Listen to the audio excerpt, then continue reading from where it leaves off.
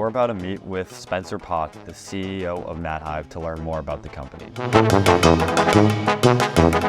All right, hi. Hi. So I just want to start off with what I ask everybody. What is your name and what do you do? Yeah, my name is Spencer Potts, and I am the CEO of a software company by the name of Mad Hive. And just in a sort of quick summary, what does your company do? Yeah, so our company is software, right? So we are enabling local advertisers to actually put their commercials on streaming. All the apps that actually, and digital mediums that play ads, we help local advertisers get on those. Okay. Yeah. What is your favorite part of your job? So my favorite part of the job is really team building. I really like to inspire people to come to a common cause they get excited about. So I'm really kind of a culture guy, and I think that life is short, if you will, and I know your parents probably say that all the time, but it's really special to get people that really get motivated by working together. So I'm really excited by that, and the fact that we've been able to grow so fast, I think, has gotten people even more excited. And what it does is it allows you then to attract more people, right? And if we can keep that culture intact, I think that's where the great companies continue to thrive. And so you mentioned advertisements. Yeah. I just want to sort of repeat what you said. Yeah. What did you mean? What do you do with the advertisements on the streaming platforms? Yeah, so the software, just like if you use Microsoft Windows or go onto your Mac computer and you download a software package, whether you're using DocuSign or anything you could use, software is, again, the digital application where the major station groups like a CBS, a Fox, and NBC go in, they log in, put in their password, and their local salespeople, because every cable station group, right? So let me take a step back. If you're like Fox and you own 15 to 25 different major station groups, and let's pick a city, Detroit. Mm-hmm. They have local salespeople. The way that those station groups make money is their local salespeople are going around asking for advertisements from like the local dealerships, the local restaurants, the local hospitals. Advertise to the people that are around you so that more people will visit you, right? And so the local salespeople walk in to the dealership. They say, hey, in this new world of digital, advertising, they say, listen, before we used to advertise in the yellow pages, back when I was a kid, right? Actually, books, you'd like see an advertisement. And then maybe email. You would campaign through an email messaging, hey, I got an email about my dealership, maybe I'll stop by. And then, maybe some texting, there's things that come through text. And now the new world of video, right? So I can actually put a 15 to 30 second commercial together, and that would be really impactful. I don't know how it's gonna work, but I'm willing to take a small percentage of what I'm running on the cable channel that I've been running on, the local Fox channel. And if it's been working, you hope, and there's a relationship there. They're like, yeah, we actually got a lot more people coming into our store after we ran the last campaign to say, come into Tim's Auto. Why don't we do it on streaming? And the reason they're doing it on streaming is because people like yourself are moving to streaming, right? They're no longer watching cable as much as they were. So they want to make sure they have the access to the audience. So if you two in particular were an audience to go into this dealership, they'd want to find you. And you're not on cable anymore. You're on streaming apps, right? So that's the way that we make money, is because we give it to the station groups, they go sell the advertisements, and then every time they buy campaign, we end up getting paid. And I'm wondering, when was the company founded?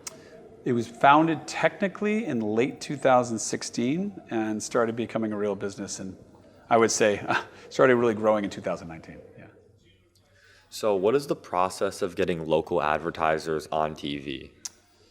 Yeah, it's very sophisticated technology. Appreciate you asking. There's something called the bid stream, where all of the people that have the ability to offer what you will call a commercial spot in the world of digital, it's called impression. So if you're Paramount or you are Netflix and you hear like, hey, here's where you can fill a commercial. There's a technological world called programmatic. It's very technologically advanced, where a lot of people may want that Netflix inventory. They may want to play their commercial. So there's somewhat of a bidding war, and it all happens real time. It's like a few milliseconds. It's under a second. Someone wins the bid, and it's a very much an auction process, which gets into another level of sophistication. But that's how it happens. It's like we take and so our software takes in the commercial, bids all around the bid stream. Some we win, some we lose. And then that is immediately placed onto the Netflix spot where you may be watching Netflix and there's a commercial break, and then you see the commercial. And so that's what's called an ad server. Yeah. So, and I'm not sure if I'm being correct, so you can correct me or not. Yeah. But by what I'm understanding, you're sort of bringing back local advertisement to streaming services. That's right. Yeah. And we're just the next evolution of where. Because in any, I'd say, advertising community, you want to go to where your audience is, right? So if they're watching cable television, go to cable.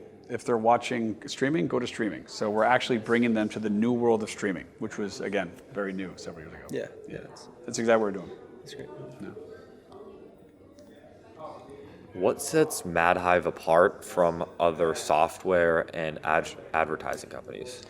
Appreciate it. We're the only group that can be very, very specific, all the way down to like half a zip code into where we can target. So that's the distinctive nature of Mad Hive is so far at scale meaning at a size, right? Because we're running 20,000 campaigns at the same time, right? We're the only company that offers programmatic, connected television, local targeting on a platform. That's great. Yeah. All right, then I'm just going to wrap it up with Yep. one final question. Sure. Do you have any messages to marketers or people who might want to make a company similar to, or might want to join a company similar to yours? Yeah, I mean, for marketers who may want to consider using Mad Hive, I would say come set up a demo, right, where we can show you kind of the tooling, and if it suits your particular needs in connected television, again, because we're specific, as I mentioned, towards connected television, video. We'd love to show you what we have and kind of where you can customize effectively our software to your needs. All right, yeah, thank you. Thank My you pleasure. very much. Thank you for talking. All right, thank you. All right, man. Really appreciate it. Thanks, buddy. I think my first takeaway from that interview was that how profoundly he sort of spoke, or not profoundly, clearly. He really articulated what his job is and what he does to us and to the audience or whatever. He actually explained what he does in a good sense, and I actually have an understanding of his job and of Mad Hive as a company, which was that they're making sort of more directed ads of more local companies and businesses, and they're making it on streaming services and sort of evolving it from it used to be in the newspapers, and then it used to be in TV, and then now it's streaming services is a thing that people watch now. So it's the thing that people are paying attention to, and then Mad Hive is doing the thing of evolving that advertising. One of the biggest takeaways for me was he talked, and of course he sounded the way he explained everything like a CEO, which he is. He runs the company because he knew what he was talking about, and he explained everything so we could understand. And that made it really good to ask questions and build off questions that I could ask. I also really like, and I thought it's really cool how that they think about the little guys and small businesses, to put them out and advertise them, since newspapers and billboards aren't seen or used as much as they once were. So now there's a way for people to see direct information about companies and small businesses near them.